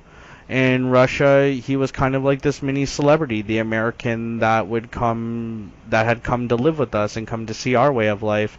And the Soviet authorities gave him a nice apartment. They gave him more money than he would have otherwise have gotten if he was just a normal, regular Soviet citizen. So he was kind of like a little mini celebrity, and that attracted people to him. The people who knew him back in the United States almost universally hated him. The only one who ever really liked him was de Mohrenschildt, and depending on who you talk to, that's only because he was a CIA handler or whatever. Yeah, yeah. I mean, I understand, the description, I guess, from, co-workers in the school book depository. It differs from everything we know before that. I mean, yeah, he was, he had his contacts in the, the white Russian community and trying to, I guess get friends through, that way, I don't know. I just don't view him as a loner type. I mean, he was proud of being a Marine. He wore his ring. He wore his bracelet proudly. He tried to get his discharge reinstated to Honor. honorable. I Yeah. mean, I don't think the description of his depository coworkers is like an aberration. Go back, look at the other places he worked. He always had problems getting along with people. Look at what the white Russians in Dallas have to say about him. Like they have some terrible stuff to say about this guy. They're like, I think this guy had a mental problem. You couldn't agree with him, you couldn't talk to him, you couldn't really say anything to him. Like his whole life he was like that. So I mean, it's like I'm not trying to say Lee Harvey Oswald was like this ranting lunatic, total psychopath that he was totally incapable of love or incapable of forming meaningful relationships with people. I'm sure he was, but it's like his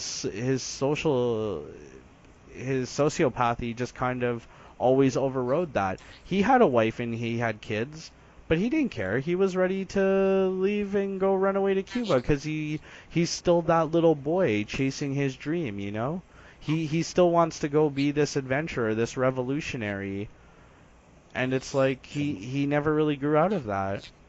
Dude, I'm telling you, having kids changes everything. And I he had bet. just had another kid a month before this. You I know what I'm bet. saying? I bet, Brand new baby. having a kid changes everything for most people, but Lee Harvey Oswald was not most people. He was an aberration, you know? He's the guy that isn't going to react the way that most people react. He's the guy that isn't going to do the things that most people do. He doesn't have any boys. There's nobody there to tell him you have kids, go home, be a father, provide for your family, you know? There's nobody there to check him. And even like when he was writing letters to the Communist Party, to Fair Play for Cuba, even those people, the people he should have most easily been able to get along with, even those people were like, you know what, this guy's nuts, and we're gonna stop corresponding with him. He Well, they wrote to probably thought he was an infiltrator or something, you know? I Yeah. mean, Well, he wrote to Fair Play for Cuba being like, I want to open a chapter in New Orleans, and they wrote back to him. They're like, no, don't do that. Instead, just play it, keep it low key, operate out of a mailbox, spread your literature, and when enough people begin to show interest, that's when you open a chapter. You don't just open a chapter right away because you'll be an easy target. So what does he do? He goes and opens a chapter right away, and he writes back to them telling about that. And Fair Play for Cuba's president's like, this guy isn't even listening to what we're telling him to do, so why would we even bother interacting with this guy, you know? It's just like the people he most should have been. It's like Judith Baker, you know? The people she should be most easily able to convince are the people who most vehemently reject her claims. The people that Oswald should have been able to form meaningful relationships with are the very people that he can't. But those are also the people whose approval that he most needs, you know? In his time, there's no Facebook where you could just go to the Fair Play for Cuba Committee Facebook page and join and be like, yeah, Cuba's awesome, Castro forever, you know? yeah, but I mean, you know, there's other indications that he actually felt differently than that. You know what I mean? Like, I mean, like I was saying earlier, you know, about people that could possibly come to a New Orleans conference. You know, Carlos Brunier is still alive. Yeah. He still You know, has Lee Harvey Oswald's Marine Corps handbook with his signature on the inside. yeah, and you know, Oswald's in there telling him how he can help train, you know, the Cubans, and because Yeah. you know he was in the Marines, he can help them train and learn how to shoot, and Yeah. this, that, and the other, and then the next day he's handing out pro Castro literature. Yeah. You know, it's just Yeah, it's that's Lee little, you being. know, I mean, Yeah. you know how That's. vehemently that Bannister thought about communists, and you know how he was pro anti-Castro, and yet, you know, you got Oswald using his address and you know, operating out of that 544 Camp Street. You know, according to Bannister's secretary, at least. Yeah, but like, come on. We all know about Bannister's secretary and how wacky she can be, you know what I mean? And I mean, even if she wasn't wacky, if even if she were like a normal regular person making this claim, it would still just be a person making a claim, you know what I mean? The truth is he did have an office there, but he didn't even really have an office there, you know? He just kind of put that address on there, and it was the one building, and it's like it's one of those buildings that like occupied a whole block. So it's like it's the one building, but on all the different streets there's different addresses and different entrances, you know? I mean, maybe it didn't occupy like the whole block, but it was a large building, and one of those offices in that building had previously been an office of an anti-Castro group, so Oswald might have just put that address on there to stick it to them, if it ever even was on there to begin with, which we don't even know. Yeah, I mean, well, I mean, it's stamped on there, so. I'm sorry, buddy. It's like 2 in the morning. My brain's kind of fried.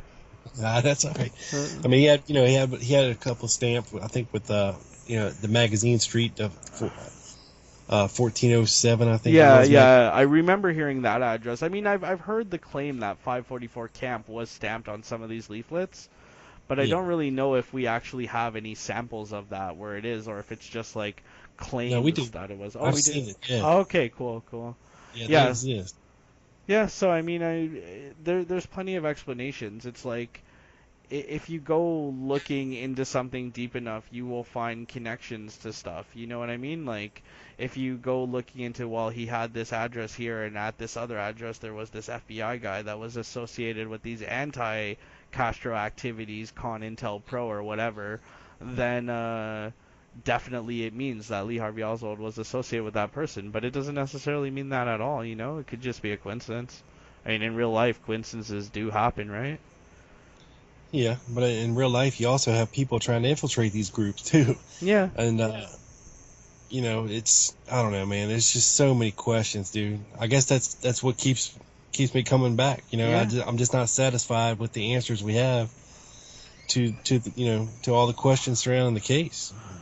Basically, what it boils down to. Yeah, I mean, there's always going to be unknowns. There's always it's such a huge thing, and it sprawls across like the whole world. If you want to talk about Lee Harvey Oswald's life, you gotta talk about his life in America, his life in Japan, his life in the Philippines, his life in the Soviet Union, his life in America when he returns from the Soviet Union, his life in Mexico City, his life back in the States again, you know? And it's like the assassination of a president is a fairly big deal. So it's like there's going to be multiple investigations by multiple agencies, and all of those actors produce like primary documents, and then they also produce like secondary documents, which are reports on the primary documents. It's just this endless morass, you know? It's like an onion. There's always another layer underneath. You just keep peeling, and there's always another layer, another layer, another layer. Yeah, and this perfect storm of this disillusioned loner just happened to be on the parade route that fateful day in Dallas. Yeah. You know, Well, I I don't know, mean, man. it in real life, things just happen, you know. The Titanic and the iceberg just happened to be in the exact same place at the exact same time. They're Hey, there's a conspiracy theory for that. Oh I'll have yeah. you. Oh yeah, for sure. For sure. There's multiple ones. The Yeah. my personal favorite one is that it wasn't even the Titanic. It was the Titanic's sister ship, the Olympic, and they sunk that as part of this elaborate insurance scam because Olympic had had a collision with a British warship, and it was allegedly all messed up, but because it was a British warship, they couldn't like sue the government to get money, so they dressed it up as the Titanic and sunk it to get the insurance. Yeah, I'd always heard it was some of these high-profile rich guys who weren't hip to the whole Federal Reserve plan. Yeah, and they sunk the Titanic to kill Yeah. them. Yeah, I mean there's a bunch of them, but, you know, but it's like it's just alternative explanations, you know. I mean, it's Yeah. like Kennedy was the president. The Democratic Party has a long history in Texas. The vice president is from Texas. There's this problem in the Democratic Party within the state of Texas. So a re-election year is coming up. It's very likely that Kennedy was going to make a trip to Texas, and it's very likely that any trip he made would have had a motorcade. And Dealey Plaza was often advertised as like the gateway to the city, because it's very nice, you know. It's like a nice grassy area where people can chill out. It's got like the three main streets in the city, and they all meet together at the triple underpass. It's very like aesthetically pleasing, you know. So it's very likely that any trip through Dealey Plaza would have taken Kennedy, any trip to Dallas rather, would have taken Kennedy through Dealey Plaza. So I mean, Straight down Main Street. yeah, yeah. If only. If only. But I mean, like Oswald, a few weeks before that, he was trying to apply for jobs at other places that were nowhere near the parade routes. It's like the Texas Book Depository also had a secondary location that was up the street a bit, away from the parade route. You know, Roy Truly could have just as easily sent him there. I mean, it's easy. It's kind of like what creationists do with like the theory of evolution. You know what I'm saying? They look at where we are today, and then they go looking backwards, and they're like, well, look at all this complexity. How could all of this complex things have happened? But the truth is, it had to have happened because we are the end product of that, looking back, saying this is so crazy, you know? I mean, look at any event, you know, the sinking of the Titanic. How crazy is that? That they called the ship unsinkable, and it just so happened that it didn't have enough lifeboats, and it just so happened that it was a warm winter that year, and there was more ice in the shipping lanes than usual, and it just so happened that the closest ship turned off their radio, and it just so happened that they didn't see it until they were on top of it. It just so happened that it damaged the ship in such a way as to sink it really fast, you know? I mean, that's what happened. So when we look back on it now, we can always say, are all these things coincidences? But they have to be, because that's just what happens in real life, right? Well, sometimes, you know. Yeah, you know, sometimes yeah, sometimes not. Like 9/11 was definitely not a coincidence, you know? Like, it's kind of funny to listen to people talk about 9/11 conspiracies, because we already know 9/11 was a conspiracy, right? It was all these people conspiring with each other to pull off this attack, and there was, like, other people in other places who provided support for that one way or the other. But it's like when you hear people talking about 9/11 conspiracies, they're not talking about the actual conspiracy that we know existed. They're talking about like alternative explanations.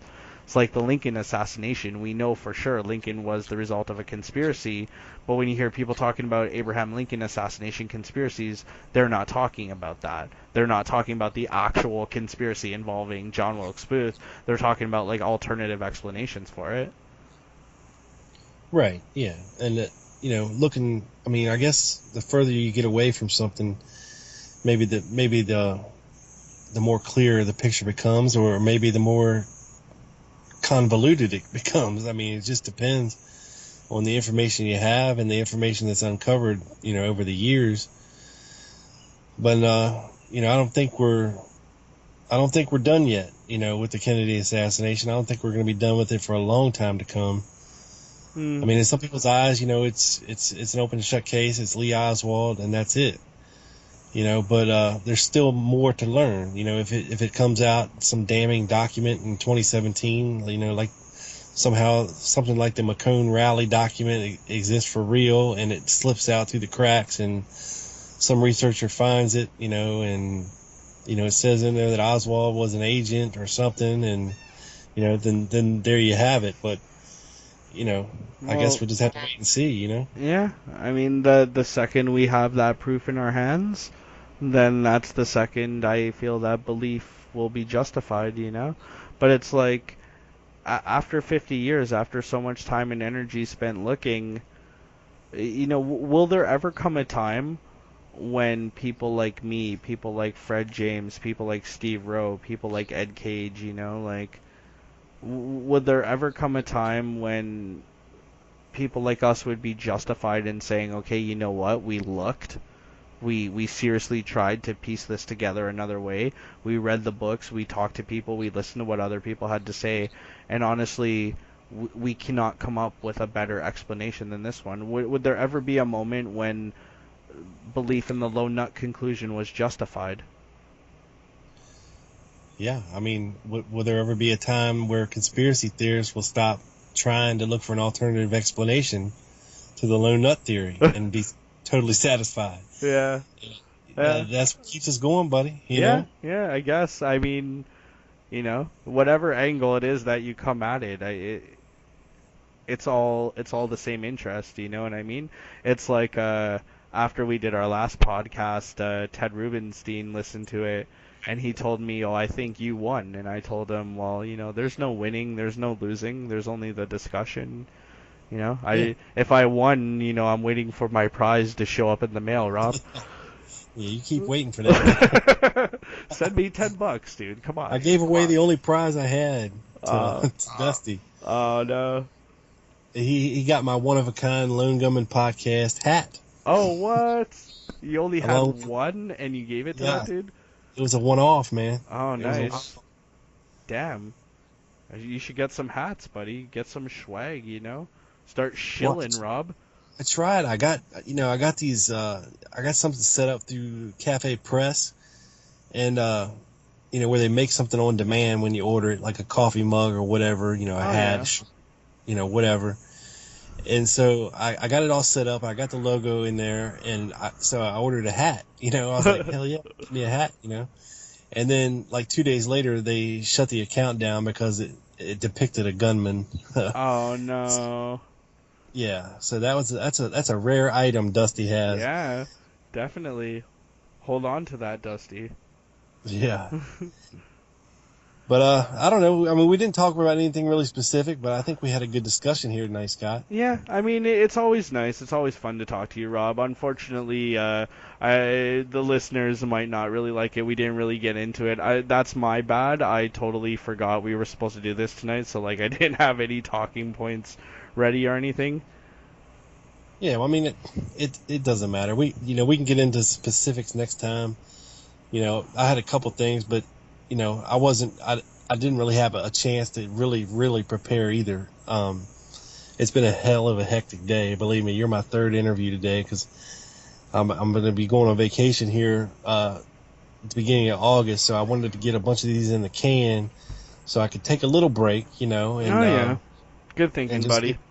just still have shows to put out, but I just wanted to get ahead a little bit so I could relax for a couple weeks and then come back fresh and recharged, Oh yeah. And so yeah, so I mean, take some time and get some good points, and I'll have you come back on here in a couple weeks and we can get into it. We can put the gloves on. Okay, yeah. This is like the press conference leading up to the actual super fight too, Yeah, Get the way in. I know you're itching for it. I'm up for it. I mean, we got into it a little bit, but it's like, yeah, give the people what they want, So yeah. There's always a certain value in giving people what they want. Yeah. All press is good press, Yeah, exactly. There's no such thing as bad publicity. The only thing worse than being talked about is not being talked about. Exactly. And if you ain't got haters, you ain't doing it right. Exactly. They hate you when you're shining, homeboy. That's when right. They hate you, when you're shining. But hey, Scott, man, I appreciate you coming on again, and I thoroughly enjoyed talking to you, and hopefully, we've given people out there some different stuff to think about tonight, on both sides, really. And keep on keeping on, brother. Yeah, thanks, buddy. Thanks for having me on. Everybody listen to the Lone Gunman podcast with your boy, Rob Clark. That's right. Yeah, for sure. Scott, hold on for a second. This sumbitch is in the can, beamed up to the satellite down directly to your ears, people. This is your boy, Rob Clark. Peace.